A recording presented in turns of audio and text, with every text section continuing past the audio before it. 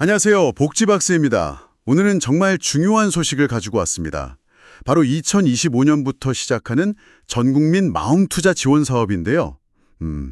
많은 분들이 기다리셨을 이 사업, 이게 드디어 시작하면 우리 일상에 어떤 변화를 가져올지, 또 어떻게 활용할 수 있을지 자세히 파헤쳐 보겠습니다.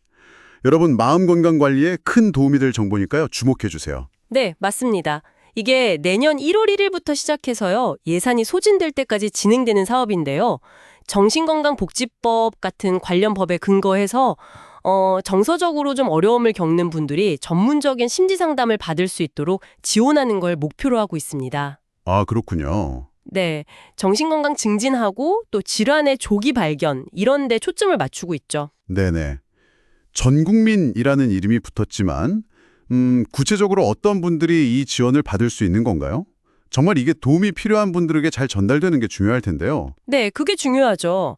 일단 우울감이나 불안감 같은 그런 정서적 어려움 때문에 전문가의 도움이 필요하다. 이렇게 인정되는 분들이 주요 대상입니다. 인정되는 분들. 네, 다만 누구나 신청한다고 바로 되는 건 아니고요. 심리 상담이 필요하다는 걸 좀 증빙해야 하는 절차가 있어요. 아, 증빙이요? 그게 꼭 필요하군요. 어떤 이유에서 이런 절차를 두는 걸까요? 약간 문턱이 너무 높아지는 건 아닐지 살짝 걱정도 되고요. 아무래도 이게 한정된 예산으로 운영되다 보니까 정말 꼭 필요한 분들에게 지원이 좀 집중되도록 하려는 그런 의도인 것 같습니다. 그렇겠네요. 네. 그래서 정신건강복지센터나 대학상담센터 같은 좀 공신력 있는 기관의 의뢰서라든지 아니면 정신건강의학과 의사선생님의 소견서나 진단서, 국가정신건강검진 결과 같은 것들, 이런 게 증빙 자료로 활용될 수 있거든요. 아, 그런 소리들이요. 네.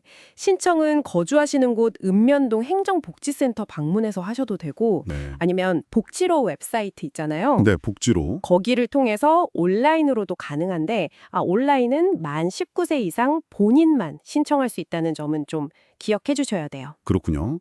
신청할 때 보니까 1급, 2급 이렇게 서비스 유형을 선택해야 한다고 들었어요. 이건 어떤 차이가 있는 건가요? 네. 그 1급, 2급이요. 이게 제공하는 상담 전문가 선생님들의 자격 기준하고 또 서비스 비용에서 차이가 나는 겁니다. 비용 차이요? 네. 1급이 조금 더 높은 자격 기준을 요구하고 비용도 해당 8만 원으로 2급은 7만 원이거든요. 네. 그거보다 조금 높죠. 아하. 아무래도 개인의 상황이나 아니면 필요로 하는 전문성 수준에 맞춰서 선택할 수 있도록 이렇게 구분을 둔 것 같습니다. 네. 자, 그럼 지원 대상으로 선정되었다고 한번 가정을 해보죠. 실제로 어떤 서비스를 또 얼마나 받게 되는 건가요? 총 8번의 전문 심리 상담 서비스를 받으실 수 있어요. 8번이요? 네, 1회당 최소 50분 이상 전문가 선생님하고 1대1로 대면 상담이 기본이고요. 아까 말씀드린 것처럼 1급, 2급 유형에 따라서 상담 비용이 책정되는 거고요. 8번이면 그래도 상당히 의미 있는 횟수네요.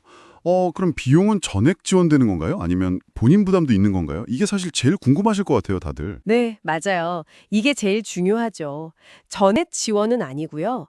정부 지원금을 제외한 차액은 본인이 부담하셔야 합니다. 아, 본인 부담금이 있군요. 네. 근데 이 본인 부담금 액수가 가구의 소득 수준, 그러니까 정확히는 건강보험료 납부액을 기준으로 해서 달라져요. 소득이 좀 낮으신 분들은 부담이 줄어드는 방식이죠. 아, 차등 지원이군요. 네, 맞습니다. 그렇게 발생한 본인 부담금은 상담 서비스를 제공하는 기관에 직접 내시면 되는 거고요. 알겠습니다. 그 비용 결제는 국민행복카드를 사용한다고 하던데요. 혹시 이 카드가 없으면 새로 만들어야 하나요? 네, 맞아요. 대상자로 선정이 되시면 국민행복카드를 이용해서 바우처 방식으로 결제를 하게 되는데요. 네네. 혹시 기존에 다른 정부 지원 때문에 발급받은 카드가 있으시면 그걸 그대로 쓰시면 되고요. 없으시면 새로 발급받으셔야 해요.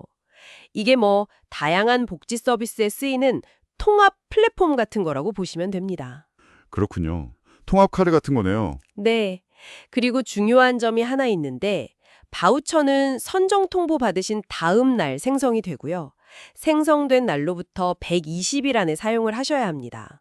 120일이요. 넉 달 정도인데 생각보다는 기한이 좀 짧은 느낌도 있네요. 네, 그렇죠.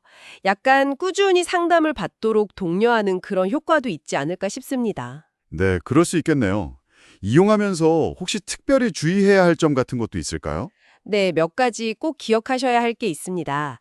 우선 서비스 시작하기 전하고 또 다 끝나고 나서 우울증 선별검사, 그 PHQ-9이라고 하는 간단한 심리검사를 받으셔야 해요. 아, 전후로 검사를요? 네. 이게 뭐 사업 효과를 측정하는 목적도 있고 또 스스로 본인의 변화를 확인하는 데도 도움이 되거든요. 그리고 사실 가장 중요한 건데요. 부정 사용 금지입니다. 바우처 카드를 뭐 다른 사람에게 빌려준다거나 아니면 서비스를 받지도 않았는데 결제한다거나 이런 건 절대 안 됩니다. 당연하죠. 만약에 그런 부정 사용이 적발되면 어떻게 되나요? 그럴 경우에는요. 지원 중단되는 건 물론이고 다음에 사업 이용도 제한될 수 있고요. 부당이득은 환수되고 심하면 법적 처벌까지 받을 수 있습니다. 와, 엄격하네요. 네, 굉장히 엄격하게 관리되니까요. 반드시 정직하게 이용하셔야 하고요. 그리고 또 하나, 정당한 이유 없이 2달 연속으로 서비스를 이용하시지 않으시면 자격이 중지될 수도 있으니까 꾸준히 참여하시는 게 중요합니다. 네, 오늘 2025년부터 시작되는 전국민 마음투자 지원 사업에 대해 정말 꼭 필요한 정보들을 꼼꼼하게 짚어봤습니다.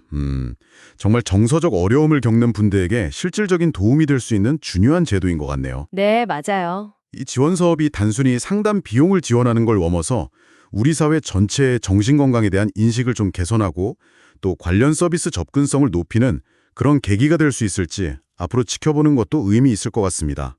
여러분의 이 제도가 어떤 영향을 미칠 거라고 생각하시나요? 그럼 오늘은 여기까지. 다음에 더 좋은 소식으로 찾아뵙겠습니다.